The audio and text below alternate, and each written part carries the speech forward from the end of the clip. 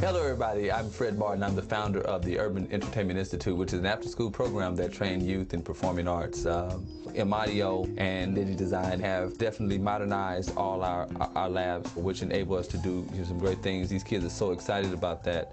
And we're here today with Emadio, taking a tour of our wonderful facilities, let everybody see what it is that we do here. Hope you enjoy it. What inspired me to start the Urban Entertainment Institute was a couple of things. Number one, for years, for about 12 or 13 years, so many of the music programs in the LA Unified School District have been cut out, number one. And so I always said that if God ever blessed me, that, you know, I wouldn't let money be a reason why a kid couldn't pursue their dreams and their goals. So here at the Institute, we don't charge anything for any of the classes because I understand that there are a lot of single parents out there.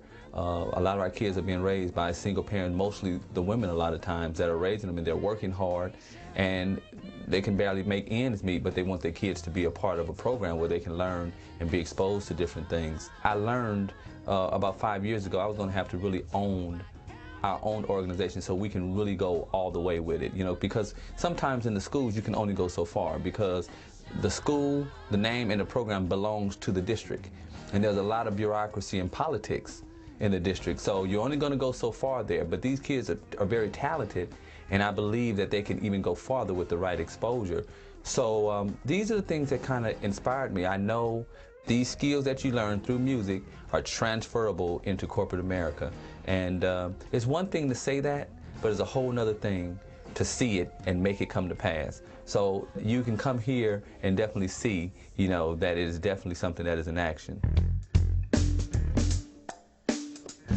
We offer vocal lessons, drum lessons, piano lessons. We offer tutoring in academic classes and mentorship. We offer dance, which consists of ballet, tap, hip-hop, and spiritual. And we also have Pro Tools classes. In this generation, if you don't know computers, you're going to be in trouble. So Pro Tools being the standard of the music and movie industry when it comes to sound, I mean, it has been phenomenal for us to be able to learn on the top and the newest equipment that's out because it gives them a chance to compete out there when they're looking for jobs and different things like that. One of the things that is kind of prevalent in programs in the inner city is that people will donate a lot of times, but a lot of times they give them things that are kind of outdated. Though you appreciate that, they're still 5 years behind what's actually out there. And what's so amazing and remarkable for us is that the equipment that they're learning on is keeping time with what is actually out there, so it doesn't put them at a disadvantage, you know what I mean, when they're going out there to learn. So, you know, that's a remarkable thing for us. Through these different forms of technology, it just opens up a whole nother world. We offer art classes. Kids have talent, and a lot of times you see art talent, but you see it in the form of graffiti. But you can take that same person who's breaking the law, and because we open up our doors and have a program like this, now that person can become an animation artist or a fashion designer instead of tagging up somebody's wall, you know what I mean? But they don't know that they have a talent or a gift. They just, you know, think it's something to do. So you can take that and hone it in to something. So I a lot of times say our kids are not underprivileged, they're underexposed. And if we can continue to expose them to something, man, the sky's the limit. I think it helps kids because it gives them hope. It's another hope of avenue. I mean, the area that these kids are living in, we're all living in is desolate, no hope, no future, and no one's pushing them up to say you can do it. So when they come here, they get that support. It's like a family.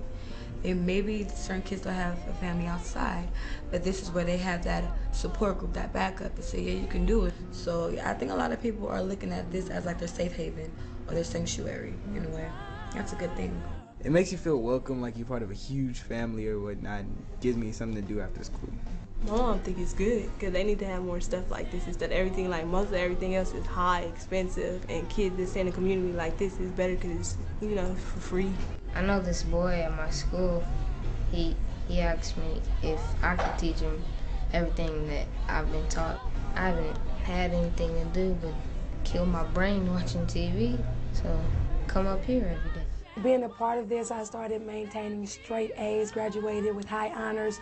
So like maybe my confidence in school or even as a person, it changed. I gained confidence as a person, and you learn that you can do whatever you set your mind to here by being a part of this and just feeling like you matter, feeling like someone care, or knowing someone care, knowing that you mean something to somebody. It's a happy place, man. It's a happy place, and it's just somewhere where you can go, kick back, and enjoy, be yourself. You can be yourself and learn. You can learn. Things are running smooth. We're trying to build up the program, get these kids up off the streets and, teach them, help them, and let them know that there are more things to life than just gang banging and whatever else is going on. Gil Smith is a person I mentored and taught, and now he's actually Faith Evans' musical director right now.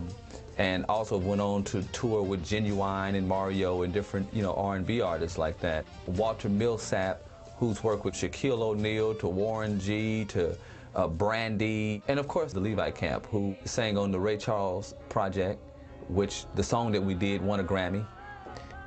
We actually were in the movie Man at the House with Cedric Entertainer and Tommy Lee Jones. They are the voice of Pacific Care, singing their theme song from now on. And then this past year, we did a fabulous trade show with Emadio, with Faith Evans and Jackson Brown.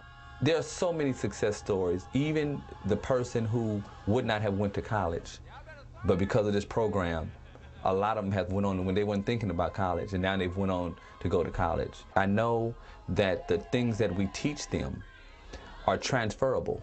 Through music, you can learn discipline, you learn how to interact, you learn how to solve your conflicts, you become innovative. Music, I use it as a bait to expose our youth to things that they didn't know existed. But I think the biggest and the largest and most important success story is that person who would have ended up dead at a young age, that person who would end up in jail, that young girl who would end up pregnant, that we were able to alter their path and let them have a chance for a normal life, a house with a picket fence and a dog and 2 little kids.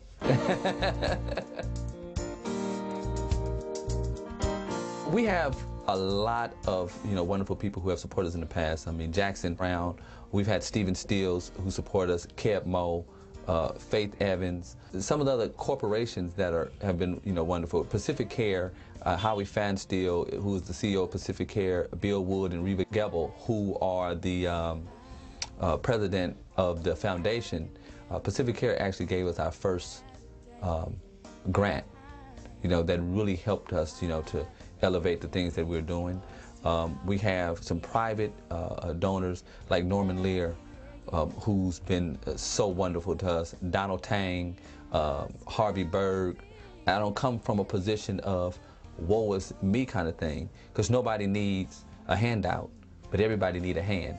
So we want people who believe in what we're doing and who want to be a part of this, because a lot of people think I'm doing like some great stuff, but this is therapy for me.